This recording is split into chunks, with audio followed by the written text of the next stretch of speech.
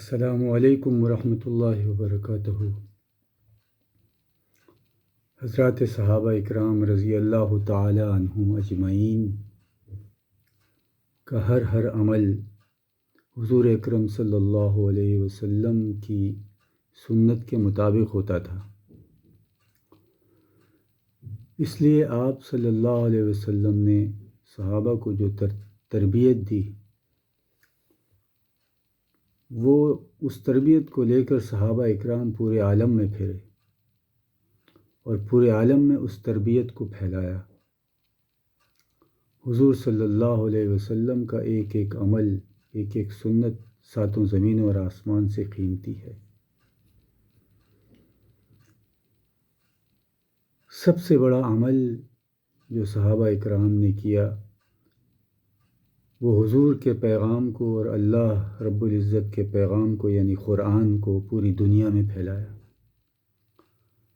قرآن پر عمل کیا اور قرآن کو پوری دنیا میں پھیلایا، اللہ کے احکامات کو پوری دنیا میں پھیلایا۔ اس لیے اس قرآن کی برکت سے اللہ سبحانہ و تعالیٰ نے ان کو عزت عطا فرمائی، پورے عالم میں ان کو عزت دی۔ اس لیے حضرت علامہ اقبال رحمۃ اللہ علیہ فرماتے ہیں کہ وہ معزز تھے زمانے میں مسلمان ہو کر، اور تم خوار ہوئے تارک قرآن ہو کر۔ ان صحابہ نے اللہ کے پیغام کو پوری دنیا میں پھیلایا، جس کی وجہ سے اللہ تعالیٰ نے ان کو عزت دی،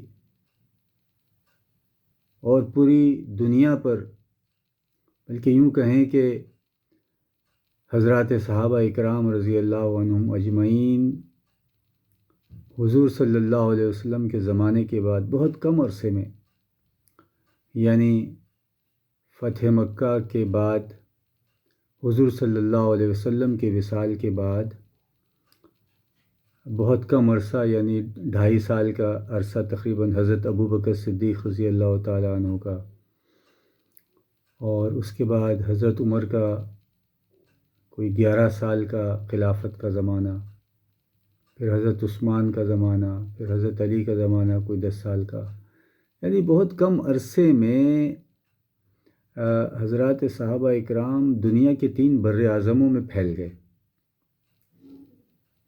افریقہ، ایشیا، یورپ۔ ان 3 بر اعظموں پر صحابہ نے رول کیا، حکومت کی۔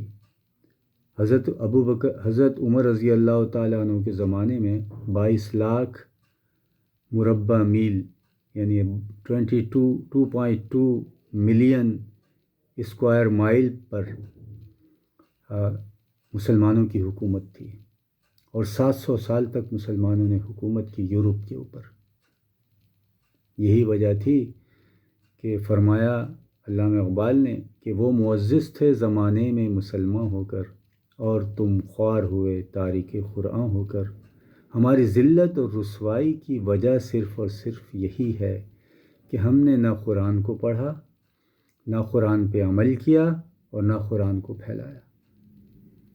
اگر ہم قرآن پر عمل کرتے، اس کو پڑھتے، اس کو پھیلاتے، تو اللہ سبحانہ و تعالی ہمیں بھی پورے عالم میں عزت عطا فرماتے۔